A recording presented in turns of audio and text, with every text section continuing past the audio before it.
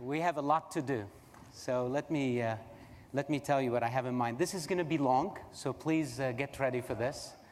I don't typically speak for an hour, and I hope I don't have to speak for an hour next time, but there's a lot that I would like to share with you. First of all, I just want to, what an incredible, powerful endorsement of our model by the government of Canada. My goodness. Wow.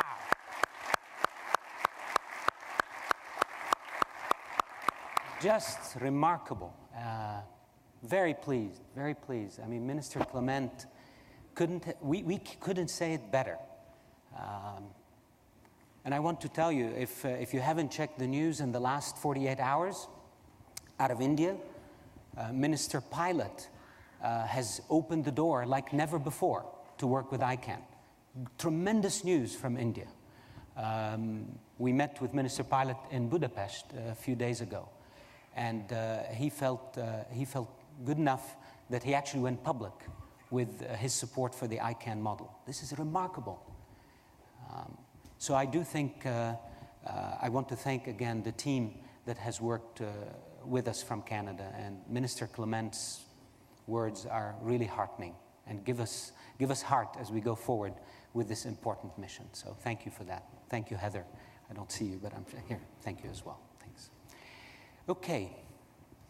It's a new season. Before I start talking to you about this, I want to bring to your attention what makes me stand on the stage, what I think makes us all come to these things and keep working as hard as we do. This is Malala, the 11-year-old girl who decided to write a blog in Urdu to keep her school open. Today, she's battling for her life, and we just found out that she is being transferred to the UK this morning for treatment. And she's, while we're sitting here, enabling the continuity of this medium that allowed her to speak her mind. I ask us all to keep her in our thoughts. I, for sure, will offer my week, my successes, my failures, everything that happens this week for her to be better and to get well. But let's not forget that this is why we do this. At the end of the day, this is why we do this. A new season indeed. There's a lot on my mind, and I spent, as I told you, the summer listening. Let me tell you what I heard. First, and remarkably, lots of goodwill from all of you. My goodness, I have not started any endeavor before where everyone I talk to says, how can we help you? How can we make this better? Yes, it's all broken, there's all these issues, but how can we help you? The pent-up goodwill for ICANN is ICANN's biggest capital. And next to that, it's our people. It's all of us, the people that make this happen. That's what makes this possible. So the goodwill and the people behind this is what makes ICANN possible and what makes our mission really worthwhile. That I heard plenty of in the summer. Equally, I also heard many other things. I heard that we need to work on the way we deliver things at ICANN, that there is much to be desired to improve our operational excellence. I heard also that we're very US-centric. And you know, I'm not going to continue apologizing about this. The internet started in the US. But now it's time for it to truly be the world's. And we will make that happen. But I'm not going to apologize for where this came from. When we see people like Dr. Crocker and Dr. Postel and Vint Cerf, we understand that these people did something great and gifted it to all of us. But now it's incumbent upon us to take it to the world. And they gave it. But we are too centric, US-centric, today in ICANN in our decision-making. I just realized this summer, for example, that not all stakeholders on the planet happen to be in LA. We'd like to invite them all to LA, but it's crowded enough right now that I think it's best we go to them. So ICANN needs to go to the world, needs to get closer to its stakeholders. We cannot tell the world that we're close to our stakeholders when all the decisions and all the staff is sitting in Los Angeles. That doesn't work, and we will fix that. Okay. The other thing I heard this summer is that our communications are not up to snuff. We do everything we can, we communicate a lot, we engage as much as we can, but it's not enough. And frankly, when I saw the amount of effort being put on engaging and communicating, it's actually a tremendous amount of effort. But what we're missing is a plan. What we're missing is putting it all together in a structured way so that we can engage with all equally, locally, in ways people understand. This is very important. It's not about announcing that I'm opening a new office in New Delhi. That's not what that is about. What it's about is to understand how we're going to engage with the people of India, for example, and bring them into the fold. That's what it's about. And that's how the listening that we did this summer yields me to this. You, the community, and our board, which is part of our community, put together a 3-year strategic plan. That plan is available on the web. I read it multiple times. I understand it. Then from that plan, you develop a yearly operating plan or operations plan and a budget to support that. I also read that, and I kind of understand it. But it's there. We have an operations plan. But I am going to base my work in the next few months on these plans. It is not my role or my job to do anything but to put the work you've asked us to do to work. And so I'm creating a management delivery set of objectives, a management delivery set of goals, and then to support these, I'm going to create a system and a structure and a set of tools to make it all happen. Today, I'm going to show you this. This is what I have in mind. I'm spending the whole week here, pretty much booked from 6 to midnight every day, but we have time between midnight and 6. You can talk to me, you can give me input. I'm very, very open to listening and adjusting this. But let me say something. Once we move, we're going to move. There is no time for hiccups here. And there is no time for backtracking. So let me share with you what I have on the management delivery. First, let me talk about the objectives. Listening to all of you, I came up with these 4 key objectives. The first thing is that we need to do things to continue affirming the purpose of ICANN. Secondly, we must get to operations excellence, and I spoke about this in Prague. Thirdly, we have to internationalize ICANN. And lastly, we must evolve this multi-stakeholder model so it keeps working for us. The multi-stakeholder model is designed to evolve, not to stand still. If it stands still too long, it's going to break. We have an expanding community, we have expanding work to do, and we must make sure that model works for us. Now, let me break these objectives down for you. And this is going to take a little time, but this is a very important set of messages that I want to share with you, and I want your feedback on in the days ahead. What do I mean by affirmation of purpose? We've designed 4 goals under that. The first is to continue delivering with excellence our core internet functions, which are well-defined in our bylaws, in our mission, and we all understand. Secondly, we must act as a steward of the public interest. We must have the courage to stand up for the public interest and do it consistently, not symbolically, in reality in how we do our work. Thirdly, we cannot remain a fortress. We cannot say, we do our thing, here's the walls, good luck getting in, and we're protecting ourselves. No, we must engage in the internet governance ecosystem. We have something to be very proud of. We must go out and tell the world what a great thing this model is and engage with the whole internet governance ecosystem. And lastly, we must deepen our partnerships with the other internet organizations that work with us. We must work closer with them. ISOC, IETF, the W3C, the RIRs, all these great organizations that make up this fantastic canvas that makes all this work. We must deepen our partnerships with them, and we already started doing so. I think this next goal is where my experience comes. We must raise the level of operations excellence at ICANN. We will not scale without this. We will not do our basic work without this. So first, we must institutionalize management disciplines. We must put them in place across ICANN. It's not an art every time. We don't create every process every time we start it. We have to put in place standard operating mechanisms and then institutionalize them across ICANN.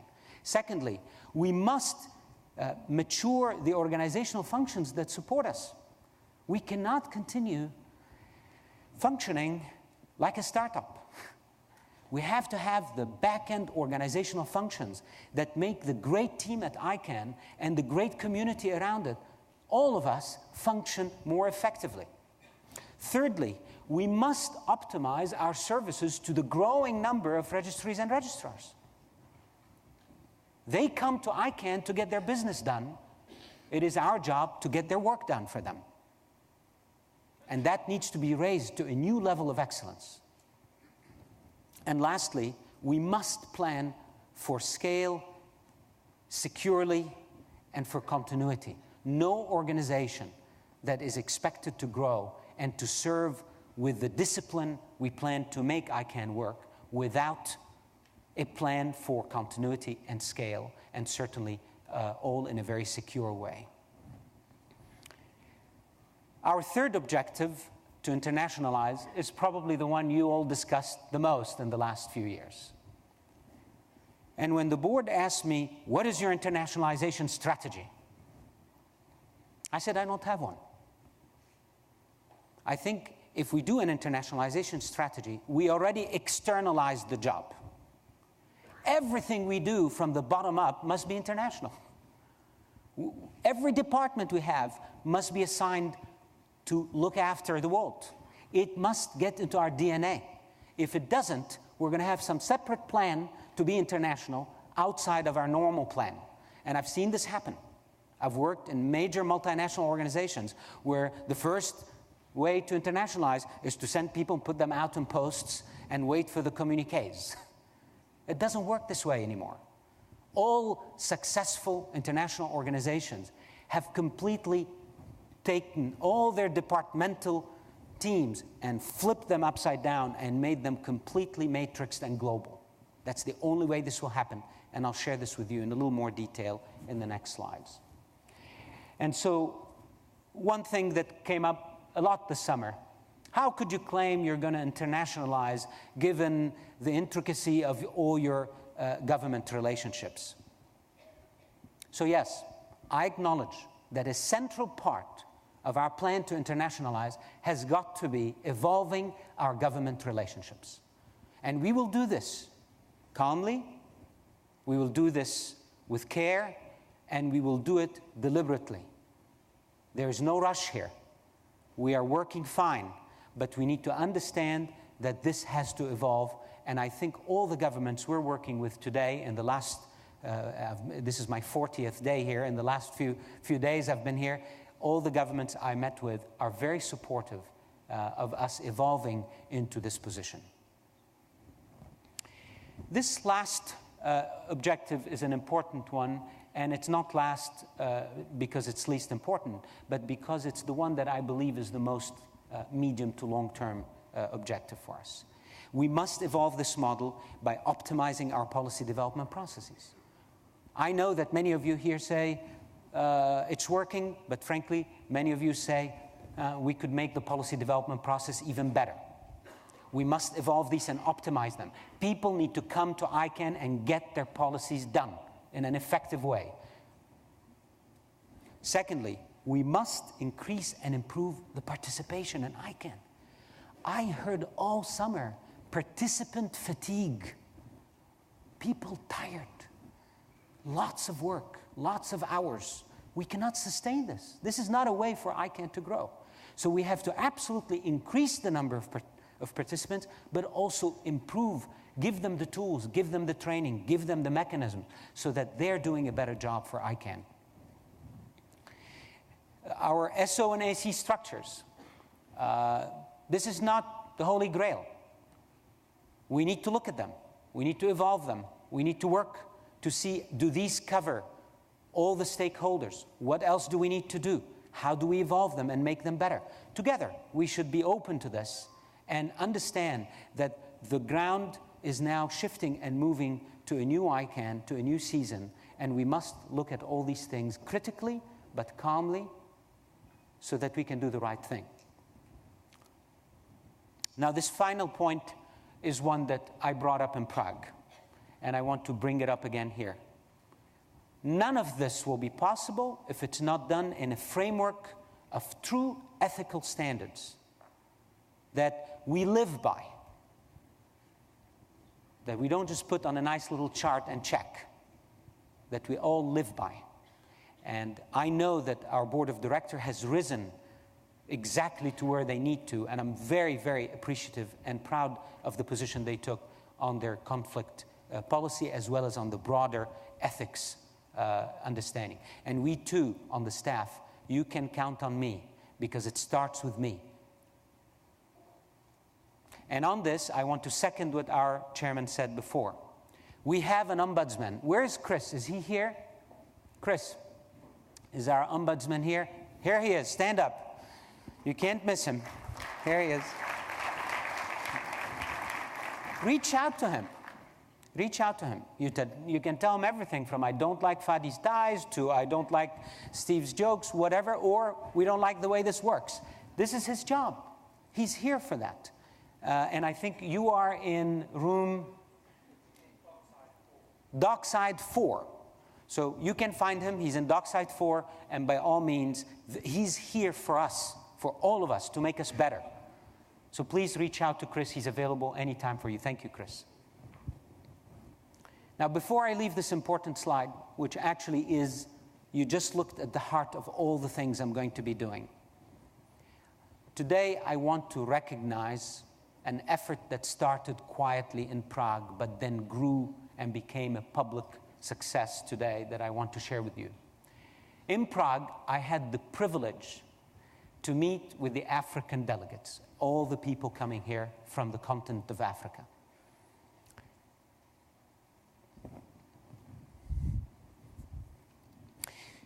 And it was special for me because I'm the first African ICANN president.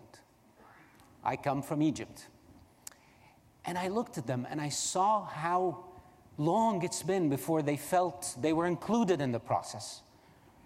And we shared immediately the agreement that we will engage to take Africa to the next stage. It's time. And they rose to the challenge.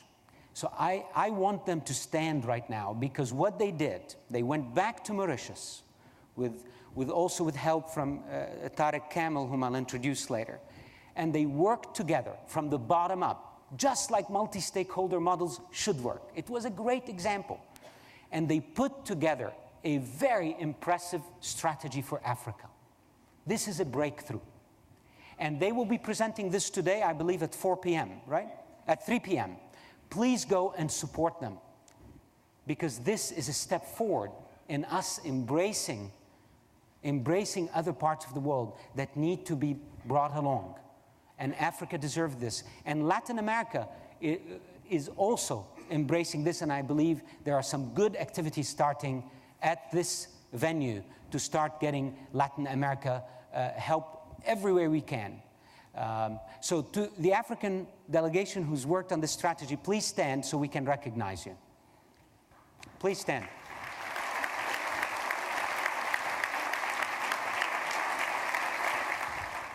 Thank you. Thank you. We're glad you're here.